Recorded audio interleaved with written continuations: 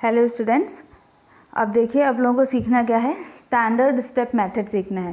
Problem अभी भी वही है कि हमें क्या करना है, प्रोफाइल ड्रॉ करना है। इससे पहले के केस में हमने क्या किया था कि हॉरिजॉन्टल डायरेक्शन को डिटरमाइन किया था और वर्टिकल डायरेक्शन जो है वो हमने एज्यूम की थी कि हमें पता है।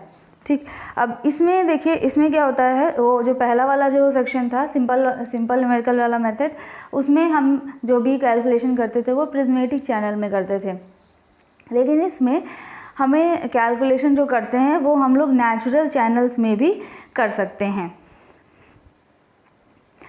अब देखिए ये क्या होता है, ये मेथड से पहले इसका हमें ज़रा डायग्राम देखना पड़ेगा। इसमें देखिए, इसमें जो डायग्राम होता है वो हमें कुछ इस तरह लिया गया है। दो सेक्शन हमने माने हैं, दो सेक्शन माने हैं हमने। ये सेक्शन 2 है, ये सेक्शन 1 है। ये आपका बेड स्लोप है और ये डेटम है। तो इस डेटम में सेक्शन 1 पर जो अवेलेबल डेटम हेड है वो Z1 है।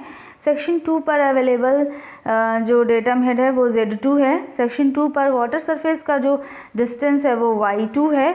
सेक्शन 1 पर जो वाटर सरफेस का डिस्टेंस है वो Y1 है। वाटर सरफेस का प्रोफाइल कुछ ऐसे बनाया है इन्होंने। जो फ्लो का डायरेक्शन है, फ्लो का डायरेक्शन ये है, लेफ़्ट टू राइट है। और एक चीज़ देखिए,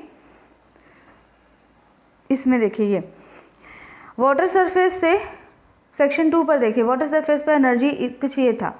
ठीक, जैसे जैसे आगे चलते गए एनर्जी धीरे धीरे क्या होता गया, कम होता गया। ये एनर्जी लाइन बचा। और एक्चुअल में अगर एनर्जी जो है कम नहीं होती तो एनर्जी लाइन हमें कुछ ये मिलती, ये वाला एनर्जी लाइन कुछ मिलता। ठीक, तो इन दोनों के बीच में जो डिफरेंस आया सेक्शन 1 में, जो टोटल एनर्जी में डिफरेंस आ गया कि E2 माइनस E1 जो आ गया, वो ही हमारा हेड लॉस होगा। एनर्जी में उतना ही लॉस हुआ है। अब ये जो लॉस हम लोग कंसीडर करते हैं, ये दो तरीके के लॉसेस का कॉम्बिनेशन होता है। फर्स्ट जो लॉस होता है वो होता है एडी लॉस, और दूसरा जो लॉस होता है वो होता है फ्रिक्शनल लॉस।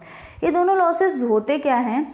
एडी लॉस जो होते हैं वो वाटर के सरफेस में जो इरेगुलरिटीज़ हो रही होती हैं, उन जो प्रोड्यूस हो रही होती हैं इरेगुलरिटीज़, उनकी वजह से जो एनर्जी में लॉस हो रहा होता है वो एडी लॉस होता है।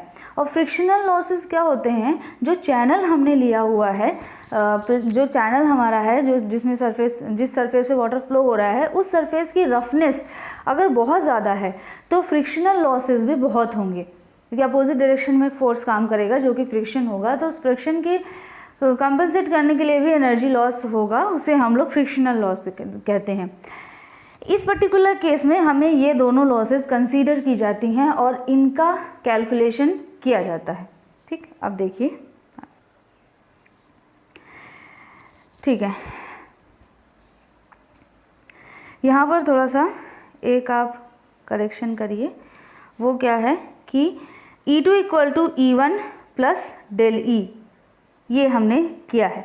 ठीक है, E2 मतलब सेक्शन 2 पर अवेलेबल एनर्जी, वो क्या होगा, तीनों हेड का समेशन होगा, डेटम हेड और आपका pressure head, datum head, pressure head और वेलोसिटी हेड। अल्फा जो है काइनेटिक एनर्जी करेक्शन फैक्टर होता है।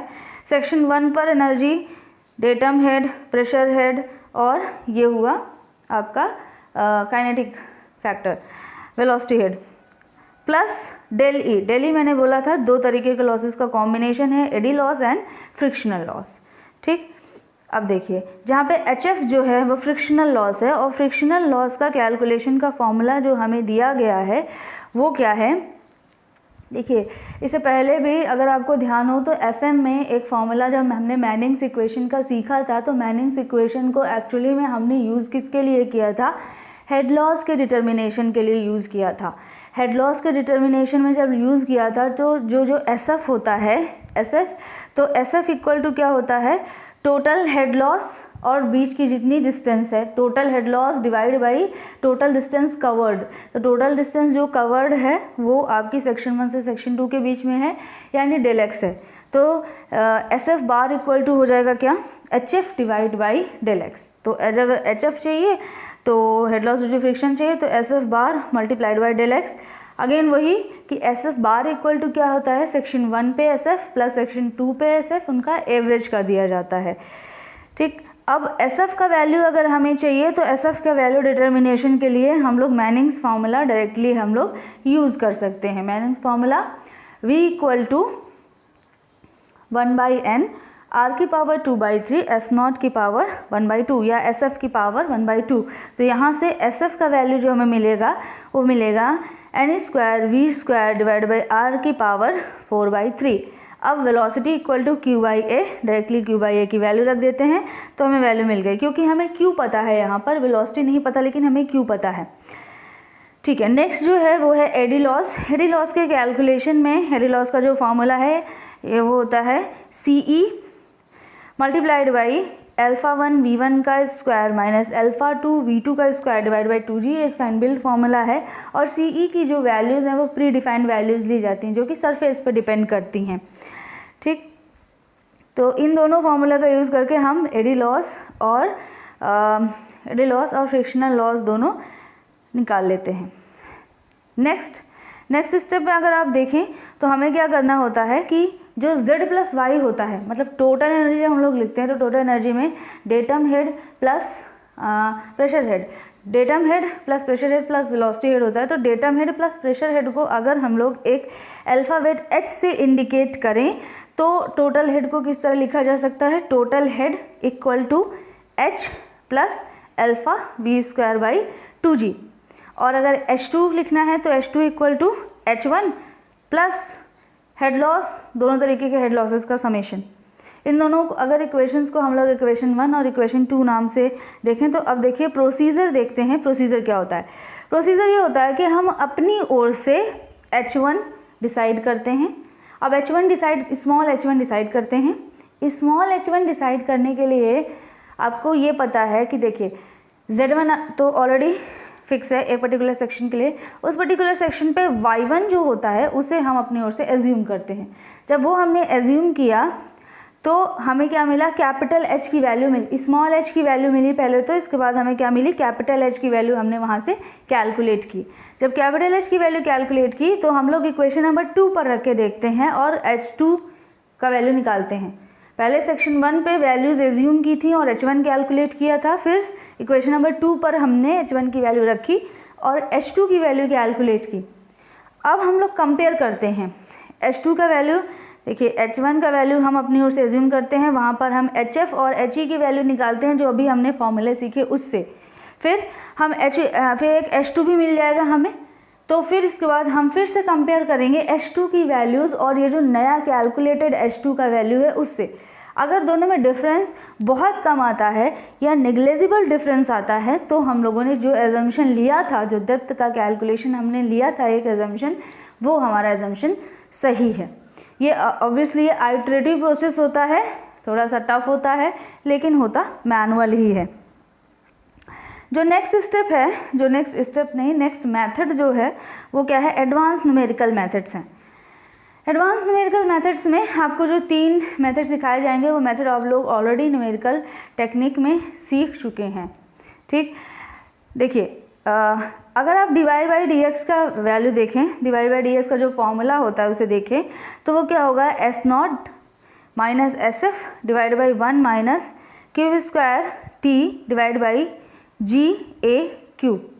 ठीक, अब देखिए अगर x डायरेक्शन पे जाते जाएं, मतलब अगर S0 N और Q ये फिक्स्ड कर दिया जाए, चैनल की ज्योमेट्री भी फिक्स कर दी जाए तो dy/dx जो है वो पूरी तरह फंक्शन हो जाता है y का।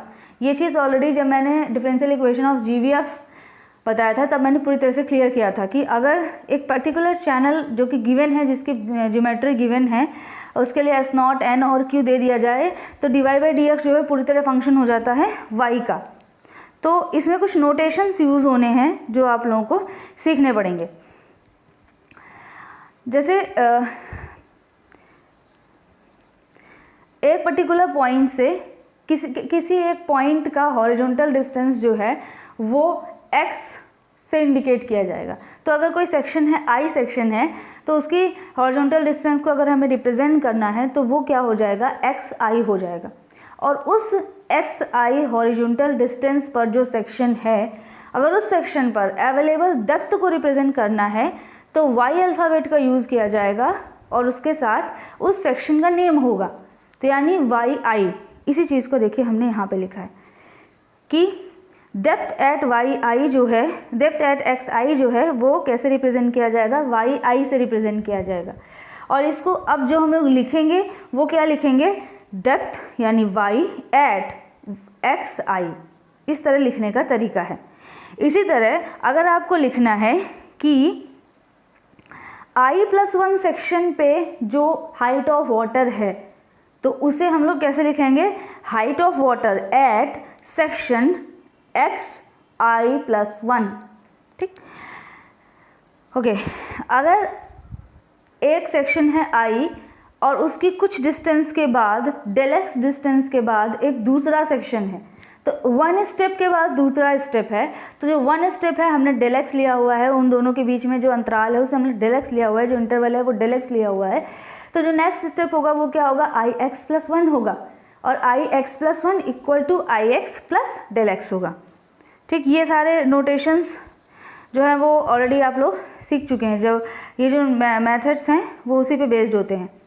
देखिए सबसे पहला जो आपको सीखना है वो क्या है, स्टैंडर्ड फोर्थ ऑर्डर रंगे कुट्टा मेथड, जिसे हम लोग शॉर्ट में SRK भी बोलते हैं।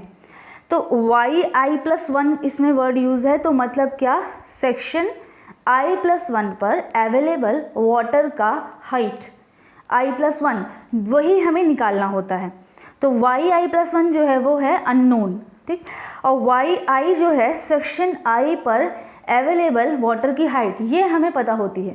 मतलब एक सेक्शन पे हमें प्रॉपर्टीज़ पता हैं और नेक्स्ट सेक्शन पे कुछ इंटरवल के बाद नेक्स्ट सेक्शन पे हमें वैल्यूज़ पता करनी है। तो इसका जो आपको रिलेशन दिया गया है वो दिया गया है ये, तो ये हमें तो वैल्यू पता है, तो अगर हमें ये सारी वैल्यूज़ पता चल जाएँ तो हमें ये वैल्यू पता चल जाएगी। तो अब ये जो वैल्यूज़ हैं K1, K2, K3, K4, इन्हें हम लोग कैसे देखते हैं, इनके लिए भी फॉर्मूला गिवन है।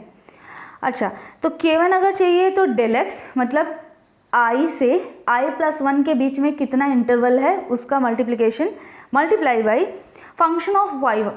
तो जो इक्वेशन, जिस इक्वेशन को फॉलो कर रहा है, dy/dx equal to function of y, जिस भी इक्वेशन को फॉलो कर रहा है उस इक्वेशन में हम लोग y1 की वैल्यू रखेंगे, जो वैल्यू मान लीजिए न्यूमेरिकल वैल्यू, उसे हम लोग वैल्यू यहाँ पर रख देंगे K1 का वैल्यू फाइंड आउट करने में। ठीक, ये वैल्यू फाइंड आउट हो गई।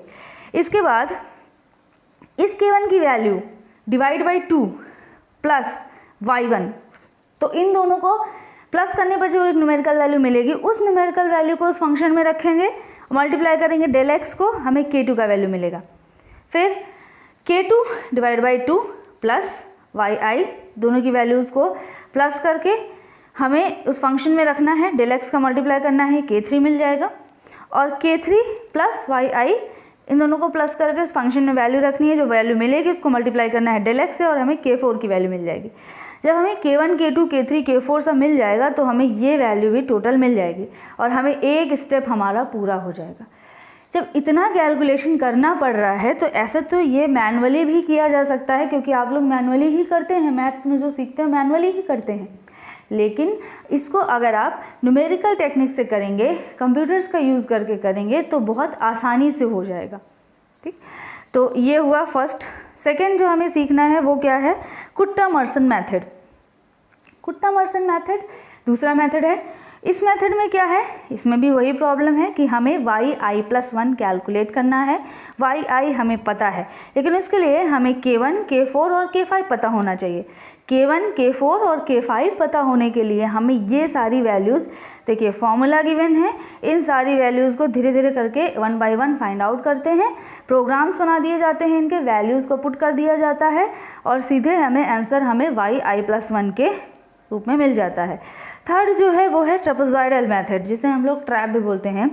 ट्रेपेजॉइडल में क्या है, अगेन वही प्रॉब्लम, yi+1 हमें निकालना है, yi हमें पता है और फंक्शन का वैल्यू रखेंगे, हमें y भी पता है और ये जो है फंक्शन एट yi+1 ये वैल्यू, और हमें ये सब वैल्यूज़ हमें जब रख देंगे तो हमें yi+1 की वैल्यू मिल जाएगी। लेकिन ये आइटरेटिव प्रोसेस होगा और फिर हमें वैल्यू मिल जाएगी। देखिए नेक्स्ट जो हमें देखना है वो क्या है, flow profile in divided channels. ये पूरा एक नया आपका टॉपिक ही है। ठीक है। तो इस टॉपिक में क्या है, डिवाइडेड चैनल्स को जब बात करें, डिवाइडेड चैनल्स, तो divided channel in the sense कि सपोज कोई फ्लो जा रहा है के को Q1 कोई फ्लो जा रहा है, आगे जाने पर क्या हुआ, बीच में कोई चीज़ आ गई, ओपन चैनल फ्लो की बात हो रही है, मतलब बीच में कोई बॉडी सी चीज़ आ गई और फ्लो जो है वो उसे कट नहीं कर पा रहा है, तो वो क्या करेगा, अपना रास्ता जो है वो बदल देगा। अपना रास्ता बदल देगा तो वो जो चीज़ रखी हुई है इसके चारों ओर जाएगा और फिर आगे जहाँ से वो चीज़ ख़त्म हो जाएगी तो फिर से वो कंबाइंड हो जाएगा। तो ये सिचुएशन अगर आप देखें तो एक्चुअली में अर्थ में ये सिचुएशन हमें कहाँ पर मिलती है, आइलैंड्स में होती है। एक बड़े लेवल पे जब बात की जाए तो यही चीज़ हमें आइलैंड्स में देखने को मिलती है। तो इसीलिए हम लोग डिवाइडेड चैनल्स को क्या बोलते हैं, आइलैंड टाइप फ्लो भी बोलते हैं। ठीक, तो दो तरीके के आइलैंड टाइप फ्लो हैं। जब सिंगल आइलैंड टाइप फ्लो, मतलब ये जो ऑब्स्ट्रक्शन है बीच में, इसे हम लोग आइलैंड का नेम दे रहे हैं। तो अगर सिर्फ एक ऑब्स्ट्रक्शन है बीच में तो ऐसे फ्लो को हम लोग आइलैंड टाइप फ्लो बोलते हैं। इसमें जो फ्लो होता है वो दो पार्ट में डिवाइड होता है पहले तो, फिर बाद में जाके एक पार्ट में मिल जाता है। ठीक, इस पार्ट को हम लोग लेफ्ट बोल रहे हैं, इस पार्ट को राइट बोल रहे हैं, क्योंकि फ्लो का डायरेक्शन इसको हम लोग ऐसे मान रहे हैं। ठीक, तो इसमें अगर देखा जाए तो Q = QL + QR है। इसी का दूसरा जो टाइप है वो क्या है, मल्टी आइलैंड टाइप फ्लो है। इसमें ज़रूरी नहीं कि 3 ही हो, 4, 5, 6, 7 कितने भी हो सकते हैं। एक से ज़्यादा जो भी है वो आपका मल्टी आइलैंड टाइप में फ्लो में जाएगा। ठीक, अब इसमें कितने भी पाथ बन सकते हैं, आपका ये भी पाथ बन सकता है, ये भी पाथ बन सकता है, ये भी बन सकता है, ये भी बन सकता है, इधर से भी फ्लो आ सकता है, तो इन सब का कॉम्बिनेशन ये बन सकता है। तो कोई भी कॉम्बिनेशन आप बना सकते हैं। ठीक, तो जब इस तरीके का जब भी कोई फ्लो होगा तो आप ऐसे तो एनालिसिस कर नहीं पाएंगे, तो इसके लिए आपको क्या करना पड़ता है, इसका लाइन डायग्राम बनाना पड़ता है। जब लाइन डायग्राम बनाना पड़ता है तो इसका एक लाइन डायग्राम का एक एग्जाम्पल आप लोग आगे देखिए, ये है, देखिए इसका लाइन डायग्राम। ठीक है, जो अभी आपने देखा था उसी तरीके का है। अगर एक्चुअल में इसका फ्लो देखेंगे ना तो एक्चुअल में जो फ्लो दिखेगा ना वो कुछ आपको ऐसा दिखेगा, ऐसा। ये इसका लाइन डायग्राम बना हुआ है, ये जो आपको दिख रहा है ये इस तरीके के फ्लो का लाइन डायग्राम आपके सामने बनाया गया है ये। ठीक है, आपको समझ में आ ही रहा होगा कि फ्लो जो है वो यहाँ से भी जा सकता है, यहाँ से भी जा सकता है, यहाँ से भी जा सकता है और सबसे जा सकता है। तो वही केस आपके सामने बनाया गया है। नेक्स्ट जो है जो आपको सीखना है वो है role of end conditions. End conditions क्या होती हैं पहले तो आप ये जानिए, और आपको जो सीखना है वो इम्पॉर्टेंट सीखना है कि रोल कंडीशंस, इन जो इंड कंडीशंस हैं उनका क्या रोल होता है हमारे कैलकुलेशन में, हम उन्हें किस तरह से यूज़ करते हैं। तो इंड कंडीशंस क्या होता है, जैसे नेचुरल फ्लो जो है हो रहा था, अब जहाँ से नेचुरल जो स्लोप है वो ख़त्म होता है तो उसके बाद उसके बाद कैसी कंडीशंस हैं। जैसे अभी तक आप लोगों ने जो भी सीखा है कि इंड कंडीशंस कुछ होती ही नहीं थी, मतलब कि जहाँ से इंड हो रहा है उसके आगे के बारे में हम कभी कुछ बोलते ही नहीं थे। लेकिन अगर जहाँ पर ख़त्म हो रहा है उसके बाद सपोज़ कोई दूसरा लेक है, जो एक ओपन चैनल फ्लो है, ख़त्म होकर आगे कुछ लेक हो रहा है, लेक है, और उस लेक का जो डेप्थ है, वाटर का जो डेप्थ है वो इस जो फ्लो जो अभी तक जिस ओपन चैनल को आप एनालाइज कर रहे थे उस ओपन चैनल के डेप्थ के रिस्पेक्ट में ज़्यादा है या कम है या बराबर है। तो जैसे ही आपका जो चैनल जहाँ से ख़त्म होता है उस जगह पर एक्चुअल में आपकी डेप्थ ऑफ वाटर क्या बचेगी। दो तरीके की डेप्थ ऑफ वाटर आपको यहाँ पर मिलेंगी, एक जो उस चैनल से फ्लो होकर आ रही है वो डेप्थ ऑफ वाटर, और दूसरा जो कि एंड में जहाँ पर उसको जाना है एक्चुअल में वाटर को, उस जगह पर क्या कंडीशंस हैं, किस तरीके का हाइट ऑफ वाटर अवेलेबल है, वो आपको सीखना है। होता क्या है कि जब वाटर फ्लो कर रहा है तो उसके पास काइनेटिक एनर्जी है, लेकिन जहाँ पर वाटर डाला जा रहा है उस जगह पर जो पानी है वो हमारा काइनेटिक वे में नहीं है, वो क्या है, वो हमारा स्थिर वाटर है। जब स्थिर वाटर है तो उसके पास क्या है, पोटेंशियल एनर्जी है। तो जो वाटर जो काइनेटिक एनर्जी लेकर फ्लो हो रहा है, जब वो पोटेंशियल एनर्जी से मीट होगा तो वो जो पूरी काइनेटिक एनर्जी है वो पूरी तरह से किस में कन्वर्ट हो जाएगी, आपकी पोटेंशियल एनर्जी में कन्वर्ट हो जाएगी। तो डेप्थ ऑफ फ्लो जो आउटलेट पे तो डेप्थ ऑफ फ्लो होगा उसका पैटर्न कैसा होगा ये डिसाइड करता है क्या, हमारा इंड कंडीशंस डिसाइड करती हैं। तो ये आपको समझ में आ गया होगा कि इंड कंडीशंस क्या होती हैं, लेकिन फिर भी आप क्या करेंगे, पहले ये देखिए कि कैसा है ये। ओके, इसके बीच में एक टॉपिक जो है वो मिस हो गया है, एक यहाँ पर पेपर मिस हो गया है। मैं उस पेपर को आपको भेज दूँगी। यहाँ पर जो पेपर मिस हुआ है पहले आप उसको देखिए।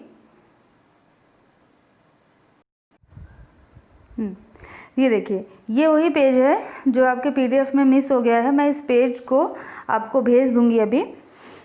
ठीक, इसमें देखिए होता क्या है,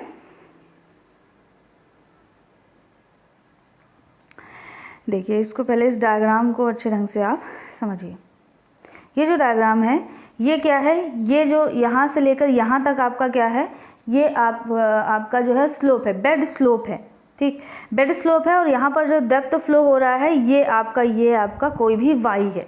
ठीक, आगे जो है वो यहाँ पर कोई लेक है, तो अब जब ये जो लेक है उसका ये बेस हम मानते हैं, इस बेस से जो वाटर का हाइट है, लेक का जो वाटर का हाइट है उसे हम लोग इंडिकेट करेंगे YL से। और जो यहाँ पर इंड होता है, ये इंड कंडीशन, इंड पे कितना डेप्थ ऑफ वाटर शो होगा, यही आपको सीखना है यहाँ पर। ठीक, तो यहाँ पर यानी आपको टोटल तीसरा भी देखिए, क्रिटिकल डेप्थ लाइन जो है, ये जो आपको CDL दिख रहा है, ये उसका जो डेप्थ है वो क्या होगा, YC। तो 3 तरीके की डेप्थ आपको यहाँ पर सीखने को मिलेंगी। फर्स्ट आपको मिलेगी YL, मतलब कि depth of water in the lake, and दूसरी होगी YD मतलब depth of water in the canal at the outlet, and third होगा YC मतलब critical depth of the channel. 3 conditions हो सकती हैं अगर आप YC और YL को कंपेयर करें तो पहला केस हो सकता है जब YL और YC बराबर हो, मतलब जो चैनल जो फ्लो हो रहा है उस चैनल का जो क्रिटिकल डेप्थ है यानी CDL है, लेक के अवेलेबल हाइट ऑफ वाटर के बराबर है। तो होगा क्या कि लास्ट मतलब इंड पर जो आपकी डेप्थ शो होगी वो आपकी YC के बराबर होगी। यही चीज़ यहाँ पर शो किया गया है। देखिए यहाँ पर क्या है, डेप्थ ऑफ वाटर जो है वो ऐसे है और ये है length, height of water lake में, और ये CDL, तो ये दोनों हैं बराबर। तो जो YD हमें मिलेगा वो किसके बराबर होगा, हमारा YC यानी YL के बराबर होगा। ये आपका होता है फर्स्ट केस। अब इसके पास जो दूसरा केस है, इसके बाद जो दूसरा केस है वो क्या होता है कि आपका जो YL है वो ज़्यादा है YC से। इसके बाद का जो डायग्राम है वो आपका जो मैंने भेजा है नोट्स उसमें है। ठीक है, तो वहीं से देख लेते हैं। ठीक है, ये देखिए, ये जो सेकेंड केस है, सेकेंड केस में क्या होता है कि लेक में जो अवेलेबल डेप्थ है अगर वो आपका YC से ज़्यादा होता है तो क्या है, तो देखिए ये केस देखेंगे तो ये है लेक का डेप्थ यानी YL और ये रहा YC इतना है, तो ये ज़्यादा है। तो जो इंड पर जो डेप्थ होगा वो किसके बराबर हो जाएगा, YL के बराबर हो जाएगा। ठीक है, थर्ड जो केस हम लोग देखते हैं कि YL की वैल्यू जो है वो YC से कम होती है। तो जब YL की वैल्यू जो है वो YC यानी इससे कम होती है तो जो हमारा डेप्थ ऑफ फ्लो होता है वो YC के बराबर हो जाता है।